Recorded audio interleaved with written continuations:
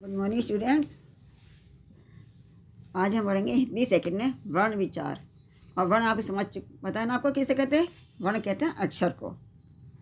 और वर्णों के मेल से ही बनते हैं शब्द, और शब्दों के मेल से बनते हैं वाक्य। ठीक है, ये आप शुरू से पढ़ते आ रहे हो, फर्स्ट क्लास से ये चीज़ आप पढ़ते आ रहे हो। चलिए फिर भी इसको रिवाइज कर लेते हैं।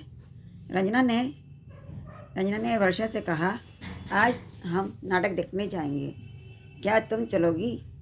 रंजना ने जो कहा उसमें है, जैसे वाक्य बन गया था, आज हम नाटक देखने जाएंगे, क्या तुम चलोगी? ये क्या है? वाक्य। और ये देखो पद होते हैं जो दो वर्णों से मिलकर बनते हैं। जैसे क्या ये पद है, यानी शब्द, तुम चलोगी। ठीक है, समझ में आ गया ना? और ध्वनि, ये बोल रहे हैं तो इसमें ध्वनि निकल रही है। का के साथ किसकी निकल रही है? का यह के साथ आ की निकल रही है। इसी तरह से ता के साथ ओ की निकल रही है, मा के साथ आ की। तो ये जो ध्वनि निकलती हैं, जो स्वर निकलते हैं, उन्हें कहते हैं वर्ण। ठीक है, प्रत्येक ध्वनि को लिखने के लिए निश्चित चिन्ह होते हैं। ध्वनि का बोला और लिखा गया रूप वर्ण कहलाता है। इन वर्णों को व्यवस्थित समूह वर्णमाला कहलाता है। आप ये पहले ही पढ़ चुके हो। ये वर्णों के समूह को क्या कहते हैं? वर्णमाला कहते हैं। और वर्ण दो प्रकार के होते हैं, स्वर और व्यंजन। स्वर होते हैं जिनकी मात्राएं होती हैं, और व्यंजन जो स्वर की सहायता से बोले जाते हैं। और ये आपके नीचे देखा, स्वर की मात्रा छोटा बड़ा की मात्राएं और मात्रा युक्त वर्ण। जब स्वर व्यंजन के साथ जुड़ते हैं तो मात्रा के रूप में आते हैं। जब किसी भी स्वर के व्यंजन के साथ स्वर जुड़ता है तो उसकी मात्रा होती है। मात्रा का आपकी पहचान है, छोटा आ की मात्रा, बड़ा की मात्रा की। और सबसे छोटे आ की मात्रा नहीं होती है। शेष सभी स्वरों की मात्राएं होती हैं। स्वरों को बोलते समय हवा बिना किसी बाधक के सिरे मुँह से बाहर निकल जाती है। स्वर बिना किसी सहायता के बोले जाते हैं, लेकिन व्यंजन को बोलने के लिए हमें स्वरों की सहायता लेनी पड़ती है। अगर हम स्वर की सहायता नहीं लेंगे तो ये व्यंजन हमारे अधूरे हैं, यानी का हमारा पूरा नहीं है। ठीक, अब है अन्य ध्वनियाँ, अंग, आहा। और ये जो देख रहे हैं नीचे, अंग, आहा, अ, ज, फ। अंग का चिन्ह बिंदु होता है, अंग की बिंदी, जिसे हम अनुस्वार कहते हैं। इसे नाक की सहायता से बोला जाता है। और आहा का होता है विसर्ग चिन्ह। ये व्यंजन के बाद लगता है, जैसे प्रातः आता है, दो बिंदी लगती हैं और इसे हा की ध्वनि दी जाती है। और फिर आता है हमारा अंग, जिसे अनुनासिक, जिसे नाक और गले से दोनों से बोला जाता है, जिसे हम चंद्रबिंदु कहते हैं। परंतु शिरोरेखा पर मात्रा हो तो केवल बिंदु लगाया जाता है, जैसे फंसाना, फेंटना, सांप, सींचना, गोंद, औंधा। ये जैसे देख रहे हैं आप, ओ की मात्रा है तो हम इसके चंद्र बिंदु ना लगा के यहाँ अंक की बिंदी लग जाती है। और हिंदी में अंग्रेजी के कुछ शब्दों में और इस तरह की मात्रा लगी होती है, जैसे कॉलेज, बॉल, इसे ओ की मात्रा में बोला जाता है। जब फ का प्रयोग दूसरी भाषा से आए शब्दों में हो रहा है, जैसे मेज, फ़ोन, खजाना। आप देख रहे हैं इनके नीचे नुक्ता लगा हुआ है, जाके नीचे फ के नीचे, ये दूसरी शब्दों से भाषा के आए हुए हैं। अब आते हैं हमारे संयुक्त व्यंजन, जो दो व्यंजनों से मिलकर बने हैं। जैसे का, खा, गा में सबसे लास्ट में आया था, छ से क्षत्रिय, ज्ञा से ज्ञानी, त्रिशूल, श्रमिक, श्रा। ये हमारे दो व्यंजनों से मिलकर बने हैं। जैसे देख रहे हैं, श बना हुआ का प्लस शा प्लस आ।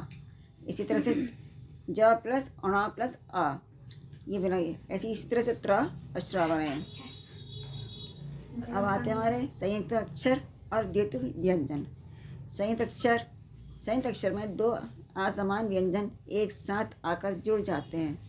पहले व्यंजन में स्वर नहीं होता, लेकिन दूसरे व्यंजन में कोई ना कोई स्वर होता है। इसी तरह से हमारा द्वितीय व्यंजन, इसमें दो समान व्यंजन आपस में जोड़ते हैं। पहला व्यंजन स्वर रहित और दूसरा व्यंजन स्वर सहित होता है, इन्हें द्वितीय व्यंजन कहते हैं।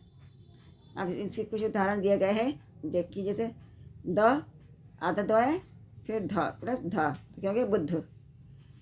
इसी तरह से त्याग, सबसे पहला अक्षर पहला जो है स्वर रहित है, फिर उसके बाद स्वर सहित वाला व्यंजन लगता है। अब है रूप के रा के रूप निराले। ये तो आपको पता है रा के कितने रूप निराले होंगे। रा ही एक ऐसा व्यंजन है जिसकी मात्रा अपनी होती है, और वो भी कितनी मात्रा, 3 मात्राओं में इसका प्रयोग किया जाता है। रा अपने स्वतंत्र रूप में है, जैसे रस, चारपाई, इसमें तो कोई किसी प्रकार का पीस क्या नहीं है। फिर आता देखो स्वर रहित र का कैसे लिखते हैं, इसे मात्रा के रूप में प्रयोग करते हैं, जिसमें मात्रा इस तरह ऊपर लगी होती है, इसे बोलते हैं रेफ की मात्रा। कर्म पूर्व, जिसमें ऊपर की मात्रा लगी होती है, उसे पहले पढ़ा जाता है र। फिर है स्वर सहित, से पहले जब खड़ी पाई वाला व्यंजन स्वर रहित हो तो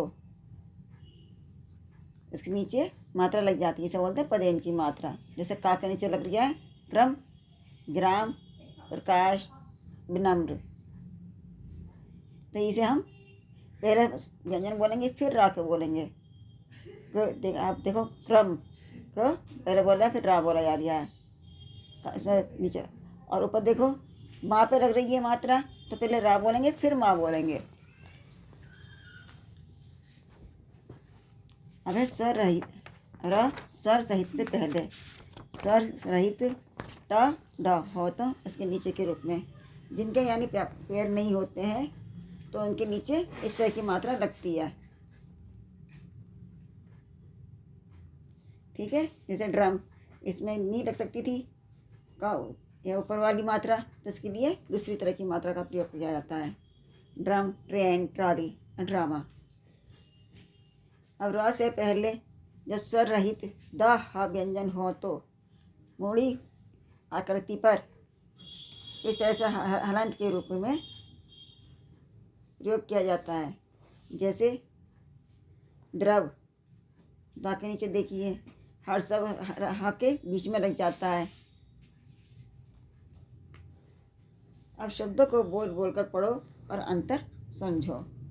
अब इन्हें पढ़िए, जैसे टाका टन ठन, टेका ठेका, ठाट टाट ठाट, इसी तरह से डेरा ढेला, डोल ढोल। फिर आता है पढ़ा पढ़ा, गाढ़ा गाढ़ा, बड़ा बढ़ा। अब आते हैं, अब आ गए हमारे श श का प्रयोग। ये 3 होते हैं, इनका प्रयोग कैसे होता है देखिए, जैसे शहद, शहर, काश, अश्व, का उषा, कृषि, भाषा, राष्ट्र। इसी तरह से स का सड़क, रसम, बस, बस्ता। अब आते हैं हम वर्ण विच्छेद। वर्ण विच्छेद कब कैसे होता है, इसमें स्वर और व्यंजन को अलग अलग लिखा जाता है, उन्हें कहते हैं हम वर्ण विच्छेद।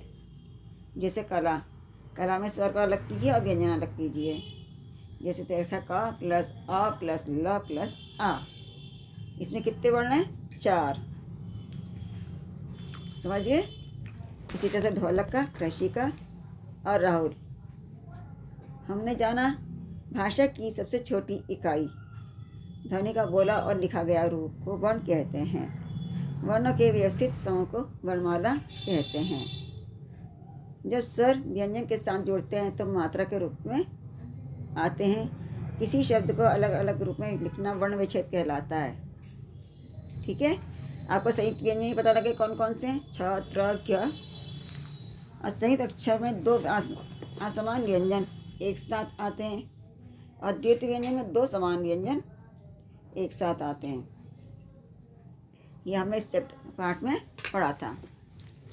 अब है एक्सरसाइज करते हैं इसकी, ये आपको किताब में करनी है। इन व्यंजनों की संयुक्त व्यंजनों के से बने दो दो शब्द लिखो। ये मैंने लिख दिए हैं। आप अपने मन से ही दूसरे शब्द लिख सकते हो। जैसे शक से लिखा मैंने कक्षा, शिक्षक, ज्ञान, विज्ञान, प्र का पत्र, मित्र, अशरा का श्रीमान, आश्रम। अब है संयुक्त अक्षर और द्वितीय व्यंजन से बने दो दो शब्द लिखो। जैसे न्याय, न्याय का न्याय, धन्यवाद, स्त्र का नमस्ते, रास्ता, विद्या, गद्य, स्वर्ग, स्वयं, गद्दा, भद्दा, मक्का, पक्का, मम्मी, चम्मच, गन्ना, पन्ना। ये लिख दिया। और अब अपने मन से आप दूसरे भी लिख सकते हो। अब नीचे दिए गए शब्दों की तालिका में सही जगह पर छांट के लिखो। जिसमें रा पूरा है तो उसके वाले शब्द लिखिए। जिसमें रेफ की मात्रा लग रही है उसको रेफ वाले शब्दों में लिखिए। और पदेन वाले शब्दों में मात्रा में पदेन वाले शब्द लिखिए। वह जैसे वर्षा, पर्वत, प्रकाश, क्रिया, ट्रेन, ड्रामा। और लगाकर दिए गए चित्रों के नाम लिखिए।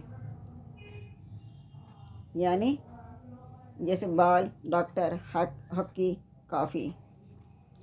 अब उदाहरण की तरह अक्षरों का स्थान बदलकर नए शब्द बनाओ।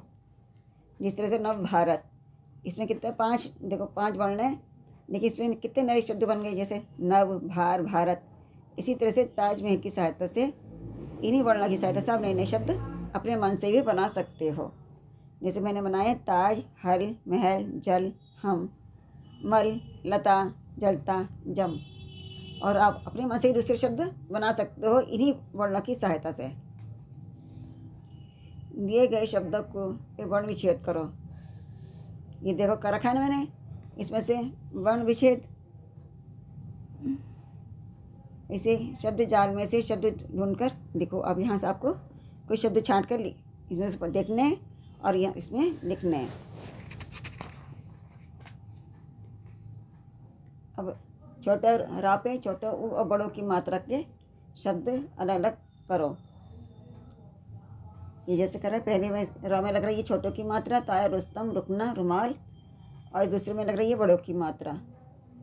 ठीक इसी तरह से हमने कविता पूरी करी है अनुसार और अनुनासिक मात्रा के शब्द लगाकर। पंख, जाऊंगा। ठीक है, इससे आपको ये चैप्टर पूरा हो गया। इसे याद करना आपको।